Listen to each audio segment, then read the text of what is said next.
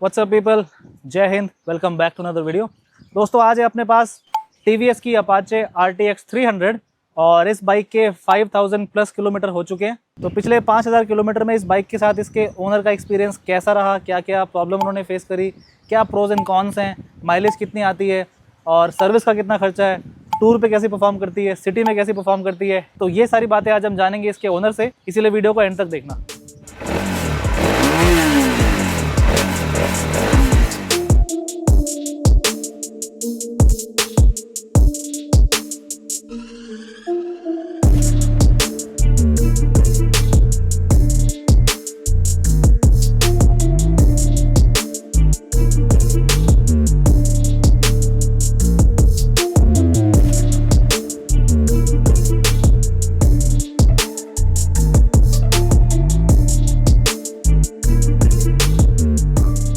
ये है निखिल भाई, जिनकी ये बाइक है, जो इस बाइक के ओनर हैं और ये अपना एक्सपीरियंस आज हमारे साथ शेयर करेंगे। तो सबसे पहले निखिल भाई आप ये बताओ कि आपने इससे पहले कौन कौन सी बाइक आप यूज़ कर रहे थे? तो हेलो जतिन भाई, मेरे पास इससे पहले सुजुकी की जिक्सर 155 सीसी स्पोर्ट्स फेयरिंग वाली मैं यूज़ करता था और ये मेरी दूसरी बाइक है। तो भाई जिक्सर 150 के बाद आपने ये वाली बाइक कैसे चूज़ करी? मेरा इरादा तो कुछ ऐसा ही था कि TVS की RR 310 जो स्पोर्ट्स बाइक है, फेयरिंग वाली जो है, फेयरिंग वाली जो बाइक है, वो लेने का दिल था। अब बाद में पता चला कि वो कलर डिसकंटिन्यू हो गया है जिसमें मेरा दिल आया था। अच्छा। अब मेरे पास बजट तो उतना बड़ा था, अब बाइक लेने का कोई और मन नहीं किया। तो जब मुझे पता चला कि TVS ने इतनी अच्छी बाइक निकाली है जो कि इंडिया के जम्मू से लेकर के श्रीनगर से लेकर के मुझे कन्याकुमारी तक बिना किसी परेशानी के दूर तक ले जा सकती है, तो why not try adventure bike. तो भाई आपने ये लेने से पहले उस टाइम पे एडवेंचर बाइक्स में और भी बाइक्स देखी होंगी, जैसे कि हिमालयन 450 है या फिर KTM की 390 है, तो उनमें से आपने ये कैसे चूज़ करी? मेरा जो डिसीजन इन्फ्लुएंस हुआ वो सबसे पहली चीज़ इसके बजट को लेकर के 1.99 लाख एक्स शोरूम में इतने सारे फीचर्स और कोई नहीं दे रहा। जहाँ तक कि मुझे सिर्फ़ और सिर्फ एडवेंचर टूरिंग के लिए नहीं, मुझे सिटी में भी इसको चलाना था, एडवेंचर पे भी ले जाना था और लॉन्ग टूरिंग के लिए भी एक बाइक चाहिए थी। और यही एक बाइक ऐसी थी जो कि तीनों टिक बॉक्स पे चेक करती थी। KTM जो बाइक है प्रॉपर एडवेंचर के लिए बनी है और उस पर बहुत ही अच्छा रॉ और एडवेंचरस परफॉर्म करती है। हिमालयन के लिए मेरा बजट जो है उस बजट से थोड़ा बाहर जा रही थी, इस वजह से मैंने हिमालयन को कंसीडर नहीं किया। और जब ये लॉन्च हुई तब मुझे लगा कि मेरा जो भी बजट है उसमें सारी चीज़ें टिक करती हैं। इतने कम बजट में इतनी अच्छी बल्कि बाइक इतने अच्छे लुक्स के साथ आती है और मुझे लगा नहीं कि इसको देखने के बाद मेरा दिल किसी और पे आया हो। भाई इस बात से तो मैं बिल्कुल अग्री करता हूँ कि 300 सीसी इंजन के साथ और इस बजट में इससे अच्छी दिखने वाली बाइक मुझे भी नहीं लग रही, क्योंकि मैंने भी इस बाइक को ना वीडियोस में देखा था, फ़ोटोज़ में देखा था, बट रियल में ये काफ़ी ज़्यादा अच्छी लगती है। और कहीं ना कहीं ये ट्रायम्फ की जो टाइगर आती है ना, ये उसके जैसी लगती है, तो देखने में काफ़ी बिग बाइक वाली फील देती है। तो मैं डेफिनेटली आपकी बात से अग्री करता हूँ। तो भाई दिल्ली में आपको ये बाइक ऑन रोड कितने की पड़ी थी? तो दिल्ली में ये बाइक मुझे 2.63 लाख की पड़ी और आप जो देख रहे हैं ये सामने, ये दिल्ली का सबसे पहला BTO वर्जन का बाइक है। ये TVS जो है 3 मॉडल लॉन्च करता है, एक मॉडल है बेस, एक है टॉप, एक है BTO। BTO का मतलब क्या है भाई, एक बार ऑडियंस को बता दो। BTO का मतलब होता है build to order. Build to order में आपको कुछ चीज़ें एक्स्ट्रा मिल जाती हैं, जैसे कि suspension, fully adjustable suspension front end rear, आपको टायर प्रेशर मॉनिटरिंग सिस्टम और उसके साथ साथ ब्रास कोटेड चेन।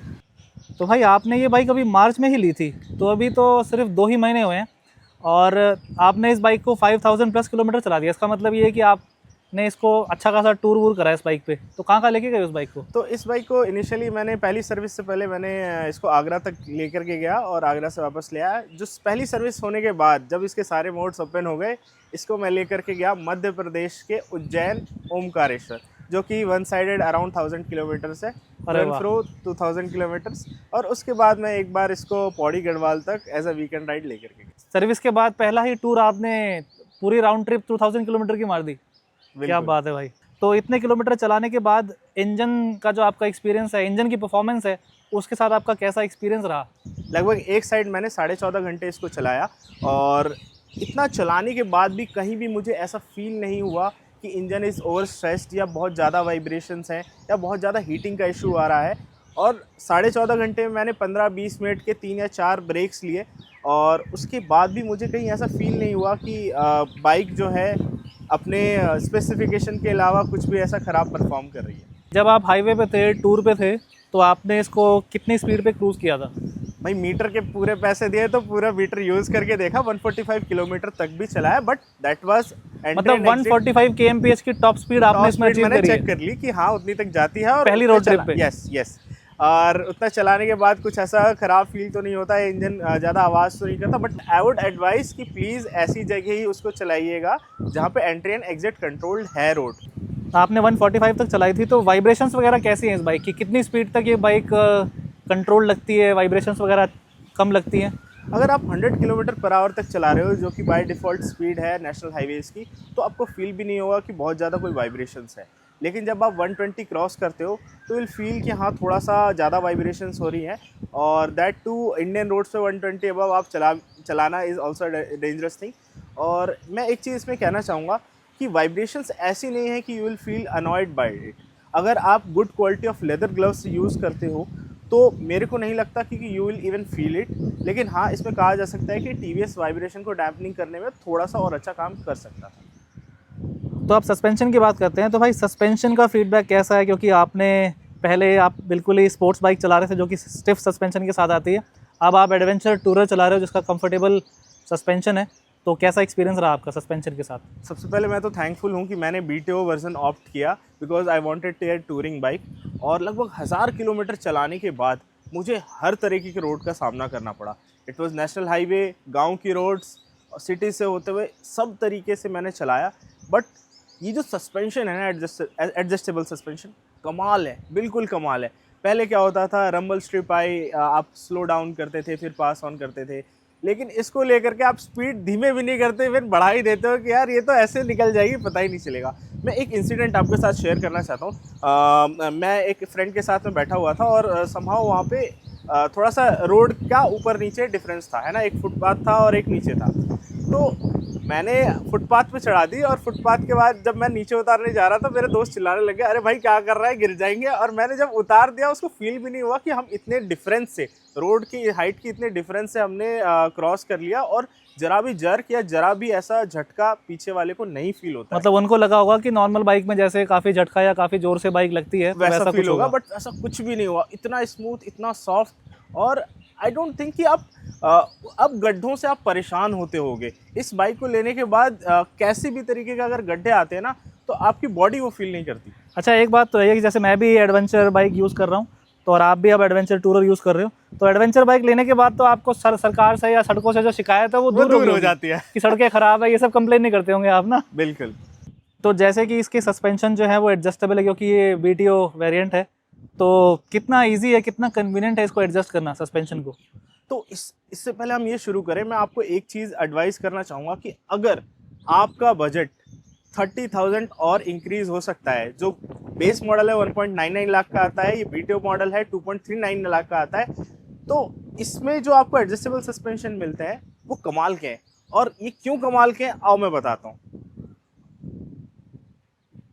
तो ये जो आप सस्पेंशन देख रहे हो, राइट साइड और लेफ्ट साइड, ये दोनों चीज़, एक चीज़ आपका लेफ्ट साइड में कंप्रेशन करते हैं और राइट साइड में इसका रिबाउंड कितना है ये चीज़ आपका कंट्रोल करते हैं। अगर आप सपोज हाईवे टूरिंग कर रहे हो, आपको सिंपली ये नॉब 30 टाइम्स तक घूमती है, आप इस नॉब को खाली एक ऐसे हाथ से घुमा करके, कोई टूल्स की ज़रूरत नहीं, कोई कुछ एक्स्ट्रा की ज़रूरत नहीं, और बिना बाइक से उतरे खाली एक बार आपको हाथ से घुमा देना, दैट्स इट। आपकी अपनी प्रेफरेंस, आपकी अपनी चॉइस, आपका सस्पेंशन आपके इशारों पे कैसा रिस्पॉन्स देगा कि आप डिसाइड करोगे। सो दैट इज़ मतलब it is a steal deal कि 30,000 में आपको इतने सारे एक्स्ट्रा फीचर्स मिलते हैं।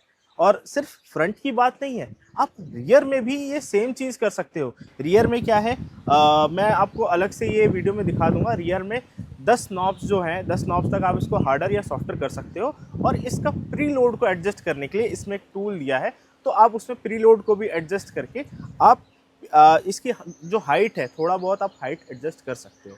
और दैट टू वो तब रिक्वायर होती है कि अगर आप पिलियन को लंबे टूर के लिए ले जा रहे हो और उसके हिसाब से एडजस्ट करना चाहते हो, तो वो भी इसमें ऑप्शन मिलता है।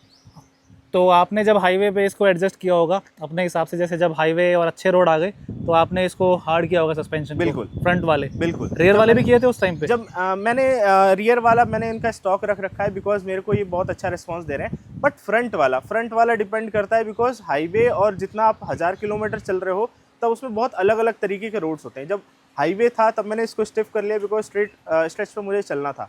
और जब मुझे लगा कि मैं गांव से होकर के गुजर रहा हूँ, मैंने इसको लूज़ कर दिया, मैंने इसको और थोड़ा सॉफ्ट बना दिया। और उसके बाद जो गड्ढे थे, मुझे पता ही नहीं चला कि मैंने गड्ढों से पार किए हैं या मैं नेशनल हाईवे पे चल रहा हूँ। अब सीट की बात कर लेते हैं भाई। सीट मैं देख रहा हूँ कि सीट इसकी अच्छी खासी है इस सेगमेंट में, क्योंकि काफ़ी वाइड सीट इसके अंदर मिल रही है और राइडर के लिए तो मिल ही रही है, साथ साथ पिलियन के लिए जो सीट है वो भी काफ़ी वाइड है, अच्छा एरिया है बैठने के लिए। तो सीट के साथ आपका कैसा एक्सपीरियंस रहा लॉन्ग टूर पे? मैं अगर लॉन्ग टूर की बात करूँ, लॉन्ग जो इसका एक्सपीरियंस रहा है वो थोड़ा स्टिफर साइड पे। टीवीएस इसको थोड़ा सॉफ्ट कर सकता था, बट जिस हिसाब की उसने ब्रॉड सीट बनाई है, ये पूरी बाइक पे बहुत अच्छा ग्रिप देती है और कंफर्ट को भी बिल्कुल मेंटेन करती है। अगर आप इसको जेल सीट या फिर एयर सीट के साथ आप इसको पेयर कर लो तो आई थिंक कोई कमी नहीं रह जाएगी। हाँ जी, बिल्कुल भाई, सही बात कह रहे हो। लेकिन पता है क्या है, ये जो स्टिफ वाली जो साइड है ना, इसके डिसएडवांटेज तो है कि थोड़ी सी स्टिफ है, लेकिन एडवांटेज ये है कि जिन लोगों को बैक में थोड़ा पेन वगैरह होता है, उनको बैक में पेन वगैरह फील नहीं होता अगर थोड़ी सी सीट इसकी थोड़ी सी हार्ड है उसकी वजह से। तो लॉन्ग टूरिंग पे बैक के इश्यूज़ नहीं होते, इसका ये एडवांटेज भी है। अच्छा, तो पिलियन के साथ भाई आपने कभी राइड किया है पीछे पिलियन को बिठा के? अभी रिसेंटली मैं लास्ट वीकेंड जो था, मम्मी हमेशा कंप्लेन करती थी, यार तू तो अपना बाइक लेके निकल जाता है, कभी हमको भी घुमा के ले आ इस बाइक से। तो मम्मी को लेकर के मैं Pauri Garhwal approximately 300 to 400 kilometres from Delhi, और मम्मी ने पहली बार इतनी लंबी बाइक राइड की है। भाई क्या बात कर रहे हो, मम्मी को बाइक पे बिठा के आप 300-400 किलोमीटर ले गए? बिल्कुल, और उनको उनका इतना अच्छा कंफर्ट रहा और इस सीट पे बैठ करके वो गई। और इसके पीछे चूंकि टॉप बॉक्स लगा था और वो आराम से बैक लीन करके उन्होंने पूरा ट्रिप एंजॉय किया और कहीं भी एक भी कंप्लेन नहीं किया। जब वो गाड़ी में, इवन कार में मेरे साथ जाती है, वो कहती है 1.5-2 घंटे हो गए, मुझे उल्टी सी आ रही है या मेरे से बैठा नहीं जा रहा, अब थोड़ा सा कहीं रोक करके आराम बाइक में कहाँ सफोकेशन वगैरह होती है। बाइक पे मैंने उनको बैठा करके 2-3 घंटे नॉन स्टॉप भी चलाया, तब भी उनके पास से कोई कंप्लेन नहीं थी। हाँ, एक चीज़ मैंने एडिशनली ये कर दी थी कि उनके लिए जेल सीट से पेयर अप इसको कर दिया था, ताकि उनके लिए और थोड़ा कंफर्टेबल रहे। तो भाई लॉन्ग टूर पे आप गए थे और इस बाइक में बाई डायरेक्शनल क्विक शिफ्टर आ रहा है और उसके अलावा क्रूज़ कंट्रोल आ रहा है, तो वो कैसा है यूज़ करने में? मतलब कन्वीनियंट है या फिर वो उसमें कोई प्रॉब्लम होती है क्रूज़ कंट्रोल वगैरह में? अच्छा, इसमें जो क्रूज़ कंट्रोल है वो बहुत ही आसान है। बस यहाँ पे एक स्विच दे रखा है, स्विच से आप ऑन करिए और ये this is good to go. आप इसको बहुत आसानी से चला सकते हैं। इसको इंगेज करना और डिसएंगेज करना बहुत इजी है, कोई ऐसा फॉल्ट नहीं आता, कोई ऐसा परेशानी नहीं आती, एरर थ्रो कर रहा हो ऐसा कुछ नहीं है। और जहाँ तक है, जैसे ही क्रूज़ कंट्रोल आपने एक्टिवेट कर रखा है, जैसे ही अगर आप क्लच दबाते हैं या फिर आप ब्रेक्स कोई भी इंगेज करते हैं, वो अपने आप डीएक्टिवेट हो जाता है। और जैसे ही सपोज़ आप ओवरटेक कर रहे हैं और एक्सेलरेशन आपने बढ़ा दिया, आप ओवरटेक करके अपनी लेन में आ गए, एक फ्लिक ऑफ ए स्विच और आप वापस क्रूज़ कंट्रोल पे ऑन है। चलो ये तो हो गया क्रूज़ कंट्रोल, लेकिन जो क्विक शिफ्टर आता है, कई बार काफ़ी बाइक्स में आता है, लेकिन काफ़ी सारे लोग कई बार कहते हैं कि क्विक शिफ्टर दिया तो है लेकिन अच्छे से काम नहीं कर रहा, कई बार अटकता है, तो इस तरह के इश्यूज। इस बाइक में बाई डायरेक्शनल क्विक शिफ्टर आता है, अप डाउन आप दोनों विदाउट क्लचलेस कर सकते हो। और जैसा कि मैं इसका यूज़ हाईवे पे ज़्यादा करता हूँ और हाईवेज पे ऐसा यूज़ करने में मुझे कोई भी इशू नहीं आया। बहुत ही स्मूथ है दोनों के बीच ट्रांजिशन करना, कोई भी गियर्स, चाहे आप अप शिफ्ट कर रहे हो चाहे डाउन शिफ्ट कर रहे हो, क्विक शिफ्टर बिल्कुल फ्लॉलेसली परफॉर्म करता है। क्विक शिफ्टर की बात कर ही रहे हैं तो ट्रांसमिशन की बात कर लेते हैं कि क्विक शिफ्टर के साथ और मैनुअल जब गियर शिफ्टिंग करते हैं तो गियर शिफ्टिंग कैसी है इसकी? मैनुअल गियर शिफ्टिंग भी, मैं अगर आप कहोगे कि आप जापानीज़ बाइक से आए हो फिर आप इंडियन बाइक पे आ रहे हो, तो जापानीज़ बाइक जो फाइन ट्यून होते हैं ना, मतलब आपने लगाया और you won't even feel it, तो उससे थोड़ा तो डिफरेंट है, लेकिन this is on the softer side. कुछ ऐसा हार्ड प्रेसिंग नहीं है, लेकिन फंक्शनिंग अच्छी होती है, फंक्शनिंग इज़ अटकता नहीं है, वेल एंड गुड, जैसा स्टैंडर्ड होना चाहिए वैसा ही है। बस Japanese bike are more fine tuned, लेकिन by default this is very good, ऐसा कोई इशू नहीं आता, कुछ हार्ड नहीं है। हाँ, मैं एक जगह थोड़ी सी प्रॉब्लम बताना चाहूँगा कि जो न्यूट्रल और फर्स्ट में जो है वो चीज़ थोड़ा सा फील होती है कि न्यूट्रल में ये जाने को बहुत ही ईगर रहती है जब फर्स्ट या न्यूट्रल में आप शिफ्ट करते हो।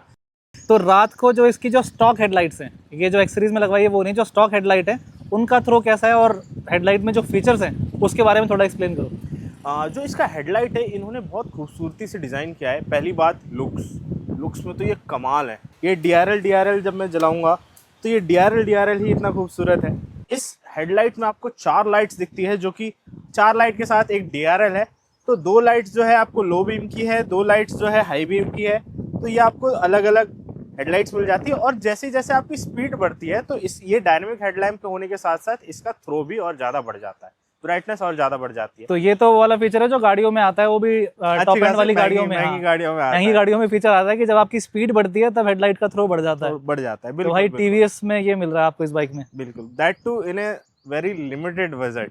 और दूसरा, ये जब हाई बीम तो इसकी इतनी अच्छी थ्रो है कि आपको आराम से दूर तक दिखाई देता है, कुछ आपको अलग से लगवाने की जरूरत नहीं है। अब आप कहोगे कि आपने तो फॉग लाइट्स भी लगवा ली, फिर जब जरूरत ही नहीं थी लगवाई क्यों? ये सिर्फ और सिर्फ मैंने तब लगवाई है क्योंकि माउंटेन्स पे जब जाते हैं तो हमें बहुत दूर तक का थ्रो चाहिए होता है, दूर के साथ साथ आसपास का भी थ्रो चाहिए होता है। हाँ, साइडों में, साइड पहाड़ों में चाहिए खासकर। होता है। तो सिर्फ और सिर्फ इस फॉग लाइट का यूज सिर्फ और सिर्फ मैं पहाड़ों में करता हूँ, मैं हाईवे में मैंने आज तक नहीं किया और ना मैं करना भी नहीं चाहता, बिकॉज इसकी जो हेडलाइट की थ्रो है this is more than sufficient. इसके अलावा मतलब अगर ना भी लगवाएं तो भी काम, एक्सेसरीज तो भी मोर देन इनफ है, तो भी बंदे का काम चल जाएगा टूर बिल्कुल पे। चल जाएगा। तो अब टायर की बात कर लेते हैं। फ्रंट में और पीछे दोनों ही जो टायर है वो काफ़ी अच्छी प्रोफाइल वाले हैं और इसके लुक के साथ मतलब इसको एनहांस कर रहे हैं, क्योंकि फ्रंट का जो है वो 110 सेक्शन का है 19 इंच का, और पीछे वाला जो टायर है वो 17 इंच का है 150 सेक्शन का। तो भाई टायर देखने में तो काफ़ी सुंदर लग रहे हैं, बाइक को एक अच्छा लुक दे रहे हैं। प्रैक्टिकली टायर कैसा परफॉर्म कर रहे हैं हाईवे पे और पहाड़ों पे और हल्के कच्चे रास्तों में या ऑफ रोड में? तो प्रैक्टिकलिटी के हिसाब से बात करें तो ये बाइक जिस तरीके से बनाई गई है कि आप सिटी राइड भी कर लो और इसको एडवेंचर पे भी थोड़ा बहुत चला लो और टूरिंग तो करो ही करो, तो उस हिसाब से देखें तो मुझे भी किसी ट्रैक्शन में किसी भी रोड पे मुझे परेशानी नहीं फील हुई और ये बहुत ही अच्छा ट्रैक्शन प्रोवाइड करते हैं। कहीं ऐसा मेरे को फील नहीं हुआ कि मेरा टायर स्किड कर रहा है या फिर बैलेंसिंग में कुछ प्रॉब्लम हो रही है। तो बहुत ही अच्छा परफॉर्म कर रहे हैं दोनों के दोनों टायर्स। भाई टायर के साथ साथ इसकी ब्रेकिंग की बात भी कर लेते हैं। तो ब्रेकिंग इसकी कैसी है, कितनी इफेक्टिव है जब हाई स्पीड पे होते हैं? तो जब हाई स्पीड पे होते हैं तो इसकी जो फ्रंट ब्रेक है, फ्रंट ब्रेक की मैं तारीफ़ करना चाहूँगा। इतने कमाल के ब्रेक बनाए हैं कि अगर आप 80 की स्पीड से भी चल रहे हो ना और सामने कोई अगर 50-60 मीटर या 100 मीटर पे भी कोई आ जाता है तो you can easily have a good braking power in your hand और आप आसानी से आप उसको रोक पाओगे। पीछे वाले ब्रेकिंग का मैं कहना चाहूँगा कि टीवीएस से थोड़ा सा अच्छा काम कर सकता है, बट हाँ अगर आप OEM से आपको इतने अच्छे अगर ब्रेक्स नहीं मिले तो आप इसको सिंटर्ड या फिर अलग ब्रेक्स में आप इसको बाद में अपग्रेड कर सकते हैं। बाद में अपग्रेड कर सकते हो। तो पीछे वाले पे मैं कहूँगा कि ठीक ठाक है, but front is very good, पीछे वाला थोड़ा और अच्छा हो सकता था। अच्छा, आप जैपनीज़ बाइक चला के आए हो, तो जो क्लच है इसका, क्लच का कैसा फीडबैक है? क्लच मतलब क्योंकि जैपनीज़ बाइक का सॉफ्ट होता है, काफ़ी स्मूथ होता है। बिल्कुल बिल्कुल। तो इसमें भी स्लिप एंड असिस्ट क्लच है, तो कैसा परफॉर्म कर रहा है? इसके साथ जो slip and assist slipper clutch provide किया जाता है वो भी बहुत ही कमाल का है। आपको फील ही नहीं होता जब गियर शिफ्टिंग होती है, और इवन जब आप इसको क्विक शिफ्टर में भी यूज़ करते हो तो आपको ज़रा सा भी हार्डनेस फील नहीं होता। बाकी जब आप विदाउट स्लीपर क्लच या फिर विदाउट आप क्विक शिफ्टर जब आप यूज़ करते हो तो आपको थोड़ी सी हार्डनेस फील होती है। बट हाँ, सुजुकी में जो फाइन ट्यूनिंग है, फाइन ट्यूनिंग में उनका जवाब नहीं, लेकिन इन्होंने भी कोई कमी नहीं छोड़ी। इसके साथ साथ इस बाइक में आपको एडजस्टेबल क्लच और एडजस्टेबल फ्रंट ब्रेक मिलते हैं, जो कि एडजस्टेबल लिवर्स हैं। आप अपनी प्रेफरेंस के हिसाब से उसको हार्ड और टाइट कर सकते हो उनके लिवर्स को। तो अब सबसे ज़रूरी सवाल जो हर कोई जानना चाहता है कि इसकी माइलेज कितनी है? सिटी में कैसी माइलेज आती है, हाईवे पे कैसी माइलेज आती है? बिल्कुल, तो इसकी माइलेज जो है ना, दो चीज़ पे डिपेंड करती है। पहला, आप चला किस तरीके से रहे हो, दूसरा इसके राइडिंग मोड्स क्या है। अगर ऑल एंड ऑल एवरेज बात करूं, सिटी पे आपको आराम से 28 से 30 तक का ये माइलेज दे रही है, और अगर हाईवे पे आप सेम स्पीड पे क्रूज़ करते रहते हो अप्रॉक्सीमेटली 70 टू 80, 32 से 33 का माइलेज भी आपको देती है। अगर कोई 80 से 100 के बीच में हाईवे पे अगर उस पर क्रूज़ कर रहा है तो कितनी माइलेज मिल जाती है? मुझे अप्रॉक्सीमेटली 29 के आसपास मिलती है। तो भाई इसके अंदर ना आपको क्रूज़ कंट्रोल मिला हुआ है। बिल्कुल। तो क्रूज़ कंट्रोल से एक बेनिफिट होता है, चाहे वो गाड़ी हो या बाइक हो, कि आपने अगर क्रूज़ पे सेट कर दिया, एक स्पीड सेट कर दी, मान लो 80 सेट कर दिया, तो उसकी वजह से माइलेज अच्छी निकलती है। तो आपने क्रूज़ पे अगर सेट करी होगी तो कितनी माइलेज निकल सकती है आपके हिसाब से? तो मैं ये बताना चाहूँगा कि जब मेरी बाइक पहली बार सर्विस नहीं हुई थी तो भाई ऑब्वियस सी बात है, ज़्यादा रेव नहीं कर सकता, ज़्यादा स्पीड में नहीं चला सकता। हाँ। तो मैंने इसको 55 पे क्रूज़ कंट्रोल सेट कर दिया। दिल्ली से चला आगरा, आगरा से वापस मेरे को 4 घंटे लग गए एक तरफ जाने में, लेकिन 55 पे ही गया, और जो माइलेज था दैट वाज 47.2 किलोमीटर पर लीटर। 47.2 की एमपीएल। यस। हाँ, क्योंकि इंजन उस टाइम रवाना होता है तो आप हाई रेव नहीं कर सकते या हाई स्पीड पे नहीं जा सकते। बिल्कुल। समय मेरे को 850 किलोमीटर पूरे करने थे ताकि जल्दी से जल्दी मैं सर्विस कराऊं और उसके बाद टूर पे सारे मोड्स ओपन करूं और फिर मैं निकल जाऊं दिल्ली से बाहर। तो इसका 12.5 लीटर का टैंक है, जिसमें से आप 10 लीटर यूज़ कर सकते हो, क्योंकि फ्यूल इंजेक्शन सिस्टम है तो पूरा टैंक यूज़ नहीं कर सकते। तो अगर 80 से 100 के आसपास अगर टूर कर रहे हैं तो टूरिंग पे इसकी फ्यूल टैंक रेंज कितनी मिलती है? तो आप पूरा टैंक भराने के बाद अप्रॉक्सीमेटली आप एक्सपेक्ट कर सकते हो कि 280 से 300 किलोमीटर ये ईजिली आपको निकाल के दे सकती है। 80 से 100 पे टूर के टाइम पे। बिल्कुल टूर। आपकी हाइट कितनी है? मेरी हाइट है 5 foot 8 inch. 5 foot 8 inch. Bike की जो सीट हाइट है वो 835 mm है। तो भाई एक बार आप बैठ के दिखाओगे कि 5 फुट 8 इंच वाले के हिसाब से कितना कंफर्टेबल है बाइक ये? ये देखो, तो आपके दोनों पैरों के पंजे इस पे आ रहे हैं आराम ईजिली से। आ जाते हैं। ऐसा भी नहीं है कि मैं बिल्कुल टिपटो कर रहा हूँ, मेरे आगे के पंजे पूरे आ जा रहे हैं, लेकिन मैं कहूँगा जो 5 फुट 6 इंच तक है वो ईजिली इसको राइड कर सकता है। तो 5 मैं फुट 6 इंच के पहले वो राइडर के स्किल पे डिपेंड करता है। तो मैं 5 फुट 6 इंच का हूँ। एक बार मैं भी आपको बैठ के दिखाता हूँ कि मैं कैसा लग रहा हूँ इस बाइक पे। तो दोस्तों मेरी जो हाइट है वो 5 फुट 6 इंच है, और आप देख सकते हो कि मेरे पैर इसमें दोनों पैर आ रहे हैं, और मैंने फ्लैट शूज़ पहन रखे हैं तो दोनों पैरों के मेरे पंजे आ रहे हैं इसके ऊपर, जिसमें कि एक तरफ थोड़ा सा नीचे भी है। और अगर आप राइडिंग शूज़ पहनोगे जिनकी थोड़ी सी सोल वगैरह काफ़ी अच्छी खासी होती है तो उसके अंदर 5 फुट 6 इंच वाले के भी पैर इसके अंदर ठीक आएंगे, मतलब फ्लैट फुट से थोड़ा सा कम रहेगा। अब बात करते हैं इस बाइक की सर्विस और मेंटेनेंस के बारे में। तो इसकी सर्विस कितने में होती है और कितने किलोमीटर पे होती है? तो इसकी जो पहली सर्विस होती है, जो कि फ्री सर्विस में काउंट होती है, वो अप्रॉक्सीमेटली 850 किलोमीटर्स पे होती है। और जो मेरा खर्च आया पहली सर्विस का, वो अप्रॉक्सीमेटली 2200 से 2300 रुपये के बीच आया। तो सर्विस कॉस्ट थोड़ा सा हायर साइड है, बट ठीक है, क्योंकि बाइक प्रीमियम है तो इसलिए प्रीमियम बाइक की तरह सर्विस का कॉस्ट भी थोड़ा सा ज़्यादा है। सर्विस के कॉस्ट के हिसाब से आपका एक्सपीरियंस सर्विस सेंटर में कैसा रहा? किस तरह का काम वहाँ पे होता है? क्वालिटी ऑफ सर्विस है या नहीं है? क्या कहना चाहोगे उसके बारे में? इस बारे में मैं ये कहना चाहूँगा, TVS की, क्योंकि ये प्रीमियम बाइक है, same premium bike 310 RR 310 RTR भी इसी सेगमेंट में आती हैं। तो TVS ने ये चीज़ अच्छी की है कि इसके लिए स्पेसिफिकली स्पेशलाइज्ड आपके टेक्नीशियंस हैं और आपका सर्विस बे है। इसका मतलब आपसे पहले जुपिटर खड़ी हो या TVS की राइडर खड़ी हो और 27-28 गाड़ियाँ क्यों ना खड़ी हो, लेकिन आप प्रीमियम बाइक में अगर अलग से आए हैं तो आपका बे हमेशा आपको खाली मिलेगा और आप सर्विस तुरंत करा पाएंगे। That means no waiting. तो ये चीज़ तो चलो अच्छी है। और काम कैसा होता है?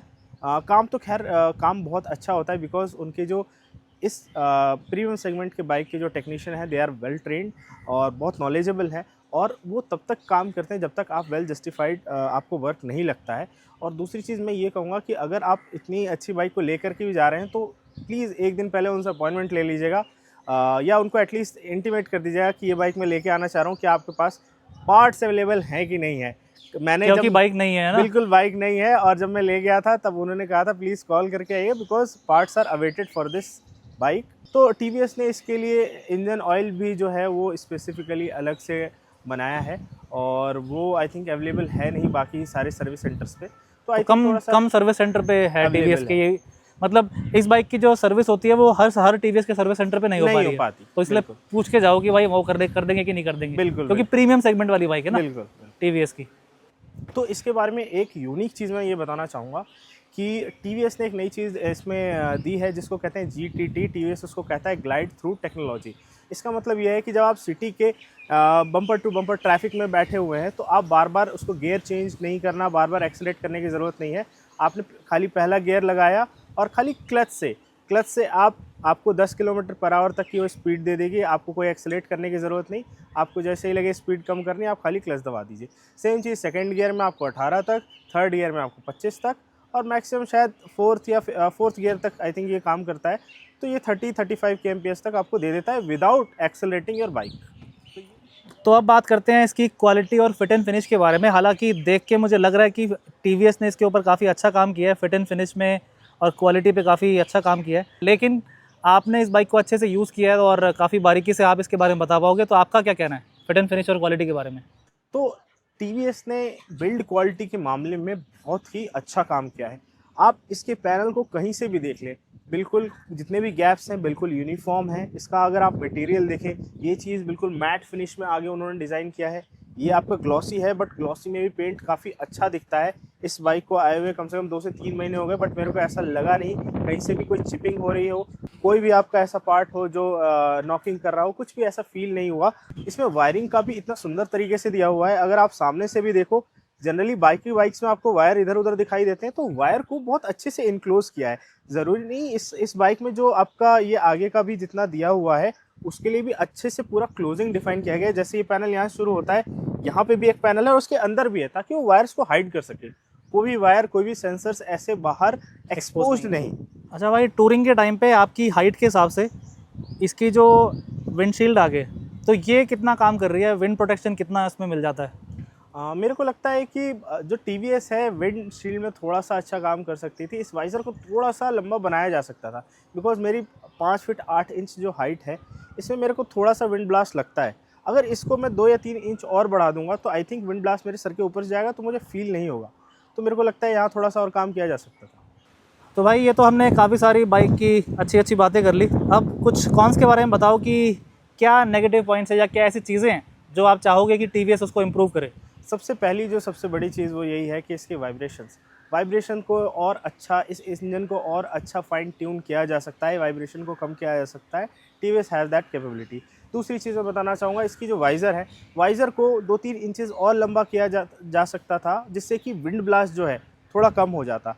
तीसरी चीज़ ये है कि जो इसकी सीट जो है, सीट को जैसे मैंने कहा कि 10 to 20% अगर थोड़ा और सॉफ्टर होती ना, तो और क्या कहने, मतलब और किसी चीज़ को लगाने की ज़रूरत ही नहीं मतलब आपको अलग से जेल सीट की ज़रूरत नहीं पड़ती। और चौथी, ये इतनी बिग एंड बल्की बाइक है, इसका टैंक देखने से लगता है ये एटलीस्ट 20 लीटर का होगा, लेकिन सिर्फ और सिर्फ 12.5 लीटर का है। एटलीस्ट TVS इतना कर सकता था कि इसको 15 लीटर का तो एटलीस्ट दे ही देता, तो हम एक्सपेक्ट कर सकते थे कुछ 350 के आसपास। क्योंकि एडवेंचर टूरर बाइक है तो 15 लीटर, जैसे हिमालयन में अच्छा 17 लीटर का आता है, क्योंकि आप अगर लद्दाख वगैरह जाते हो तो वहाँ पे 12.5 लीटर में प्रॉब्लम हो सकती है। हाँ, ये है।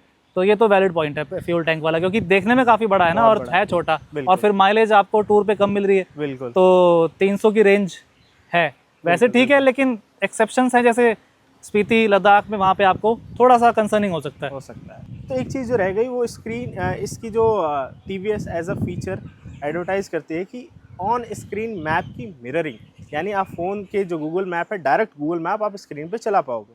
ट्रू, वेल एंड गुड, आप कर सकते हो, बट दूसरे तीसरे टाइम बाद ही वो कनेक्ट होता ही नहीं है, और उसको ऑटोमेटिकली टर्न बाय टर्न पे वो स्विच कर जाता है। दूसरी चीज़ में ये है कि अगर आप स्क्रीन मिररिंग कर रहे हो तो फ़ोन को भी स्क्रीन आपको ऑन रखनी पड़ेगी। मतलब नेविगेशन अगर यूज़ कर रहे हो तो आपकी फ़ोन की डिस्प्ले भी ऑन रहेगी, चाहे पॉकेट में ही रहे, लेकिन वो ऑन रहेगी। हाँ, जिससे फ़ोन की बैटरी बहुत ज़्यादा बिल्कुल, फ़ोन की बैटरी ड्रेन होगी, फ़ोन ओवरहीट होने लगता है, क्योंकि कंटिन्यूसली स्क्रीन ऑन है। तो मेरे को लगता है कि ये चीज़ थोड़ी ठीक की जा सकती है। हाँ, तो ये सारे कुछ कौन सा जिसके ऊपर TVS काम कर सकती है। और ये वाला तो बिल्कुल मैं अग्री करता हूँ, क्योंकि रिसेंटली रॉयल इनफील्ड ने अपनी बाइक के साथ ये वाला इंप्रूव किया है कि उनका जो नेविगेशन है उसमें भी पहले ये वाला इशू था, लेकिन अब रिसेंटली जो गरिल्ला एपेक्स वाला वेरिएंट आया, उन्होंने उसके अंदर ये अपडेट किया है कि फ़ोन की डिस्प्ले आप ऑफ कर सकते हो और नेविगेशन आपका मिरर होता रहेगा तब भी, पूरा टर्न बाय टर्न वाला नहीं, पूरा फुल मिररिंग ऑन रहेगा। तो ये TVS भी आने वाले टाइम में अपग्रेड करके कुछ ना कुछ इसको कर सकते हैं। तो मैं ये बताना चाहूँगा कि इसकी जो इनिशियल जो बुकिंग है, बुक में बहुत ज़्यादा टाइम लग रहा है। जब ये इनिशियल लॉन्च हुई थी 15 अक्टूबर या 16 अक्टूबर को लॉन्च हुई थी, और मुझे 9 मार्च को जा करके ये मिली है, तो बहुत ही सिग्निफिकेंट टाइम है। दूसरी चीज़ कि इसकी एक्सेसरीज़ या फिर पार्ट्स का अवेलेबल होना, ये अपने आप में बहुत बड़ा चैलेंज है। काफ़ी चीज़ें अभी भी अवेलेबल नहीं है जो इसके साथ लॉन्च की गई थी। तीसरी चीज़ ये है कि इसके जो स्पेयर पार्ट्स हैं, इसके स्पेयर पार्ट्स भी सर्विस सेंटर पे जल्दी नहीं मिल रहे हैं, और दैट टू क्योंकि ये प्रीमियम बाइक है तो वो भी थोड़ा हायर साइड पे ही रहेंगे। क्योंकि TVS ने इस बाइक में भर भर के फीचर्स दिए हुए हैं, और वैसे भी ये तो BTO है जो टॉप से भी मतलब एक तरीके से ऊपर वाला वेरिएंट हो गया। तो सबसे पहले भाई आप ये एक्सप्लेन करो कि BTO में क्या करवाया है आपने, क्या कस्टमाइज़ करवाया, क्या क्या चीज़ें आपने चूज़ करी हैं, और सारे फीचर्स जो इसके अंदर आ रहे हैं उन सब के बारे में एक करके बताओ। तो सबसे पहले BTO के साथ जो टॉप मॉडल में ऐसा क्या कमी है जो BTO में एक्स्ट्रा आती है वो मैं बता देता हूँ। BTO में सबसे अमेजिंग जो चीज़ है वो है adjustable suspension, front end back both आपको एडजस्टेबल सस्पेंशन मिल जाते हैं। इसके साथ जो माइंड के पीस के लिए आता है वो है टायर प्रेशर मॉनिटरिंग सिस्टम, जो कि आपको कंसोल पे बिल्कुल दिखाता रहता है कि भाई कितना आपका PSI प्रेशर है, तो आप कभी भी कम प्रेशर में तो राइड नहीं कर रहे, या बहुत ज़्यादा प्रेशर तो नहीं हो रहा है, और वो एक्यूरेट दिखाता है, बिल्कुल एक्यूरेट दिखाता है। और जहाँ तक है फिर इसके साथ जो एक्स्ट्रा आता है वो ये आता है आपका brass coated chain. Brass coated chain are resistant to rusting, और वो अच्छा परफॉर्मेंस पार्ट है तो और अच्छी चीज़ है। इसके साथ साथ जो आपको अलग से फीचर्स मिल जाते हैं वो ये है कि आप इसका जो कलर थीम है मैंने चूज़ किया है कि मुझे पूरा फ्रेम जो है मेरा वाइट चाहिए मुझे, तो white coloured turn bronze with white frame मैंने ये चूज़ किया है, जो कि आपको बीटीओ में ही मिलता है। डुअल टोन भी है आपको, ब्लैक एंड वाइट, ये सारी चीज़ आपको कस्टम, और कुछ जैसे वाइपर ग्रीन जो कलर है वो सिर्फ और सिर्फ आपको बीटीओ में ही देखने को मिलता है। तो ये चीज़ें हैं जो सिर्फ बीटीओ के साथ आती है। इसका एक बार मैं फ़ीचर्स में आपको ब्रीफ कर देता हूँ कि इसमें क्या क्या आता है। इस बाइक में मिल जाता है आपको बाई डायरेक्शनल क्विक शिफ्टर, और इसके साथ साथ आपका डायनेमिक हेडलैम्प्स, और जो इसमें बाकी सारे फीचर्स आते हैं जैसे wheelie launch control, wheelie control, ये सारी चीज़ें आपको जो जितने भी सेंसर बेस्ड गेमिक्स हैं वो सारी चीज़ आपको मिल जाती है। मतलब भर भर के फीचर्स डाले हैं टीवीएस ने इस बाइक के भर के अंदर। फीचर्स डालें, और that too it is fully customisable at the keys on your left hand. आप लेफ्ट हैंड पे जितनी भी सारी चीज़ें हैं उनका यूज़ करके कोई भी चीज़ आप टर्न ऑफ टर्न ऑन कर सकते हो। तो जो इसमें ट्रैक्शन कंट्रोल आता है वो स्विचेबल है, आप इसको मेन्यू में जा कर के ऑफ़ कर सकते हो। तो इसमें जो ABS आता है उसको भी आप ऑफ़ कर सकते हो, रियर ABS को। 4 अलग अलग तरीके के मोड्स हैं। जो इसमें जो रैली मोड है, रैली मोड में बाय डिफ़ॉल्ट पीछे वाला आपका ABS ऑफ हो जाता है, या फिर आप किसी भी मोड में आप पीछे वाला ऑफ़ करना चाहें ABS तो आप मेन्यू में जाके ऑफ़ कर सकते हैं। तो इसके अंदर अभी कौन कौन से राइडिंग मोड्स आ रहे हैं इस वाले मॉडल में, और उनके बारे में थोड़ा थोड़ा आप बता दो। इस मॉडल के साथ टोटल 4 राइडिंग मोड आते हैं। पहला मोड अर्बन, जो कि स्पेशली अर्बन राइडिंग के हिसाब से डेवलप किया गया है, जिसमें आपको बहुत ज़्यादा एग्रेसिव पावर की ज़रूरत नहीं पड़ती। फ़ायदा इसके साथ साथ वो माइलेज को इंक्रीज़ कर देता है। दूसरा जो है कि रेन मोड जब बारिश हो रही होती है, आपका जो रियर ट्रैक्शन है वो ज़्यादा अच्छे से काम करे, तो इस वजह से उसमें भी पावर को कम किया जाता है और इसकी ब्रेकिंग और अच्छी काम करती है। तीसरा जो मोड है वो है आपका टूर मोड में ये है कि आपको पूरी पावर चाहिए, जिस जगह जैसे टेरेन किसी भी जगह आप चल रहे हो, आपकी सारी पावर आपके हाथों में, और दोनों ABS उसमें काम कर रहे होते हैं। और जो चौथा मोड है वो है आपका रैली मोड इसलिए डेवलप किया गया है कि आपका रियर जो ABS है उसको आप ऑफ कर सके, उसमें भी आपको सारी पावर मिलती है, पावर में कोई ड्रॉप नहीं होता। तो दोस्तों ये था ओवरऑल एक्सपीरियंस निखिल भाई का अपनी बाइक के साथ पिछले 5000 किलोमीटर में। अगर आपको वीडियो अच्छी लगी तो वीडियो को लाइक करो, और इन केस हमसे कुछ मिस हो गया हो तो आप कमेंट करके पूछ सकते हैं। मैं या निखिल भाई, हम दोनों में से कोई भी आपके कमेंट का रिप्लाई कर लेगा। आप हमारे दोनों के इंस्टाग्राम फॉलो कर सकते हो, वहाँ पे भी हमसे आप पूछ सकते हो इस बाइक के बारे में। और चैनल को सब्सक्राइब कर लो, क्योंकि इस तरह की वीडियोस चैनल पे आती रहती हैं, इसीलिए सब्सक्राइब कर लो। मैं आपसे मिलता हूँ किसी अगली वीडियो में, तब तक के लिए टेक केयर, राइड सेफ, जय हिंद, साइनिंग ऑफ।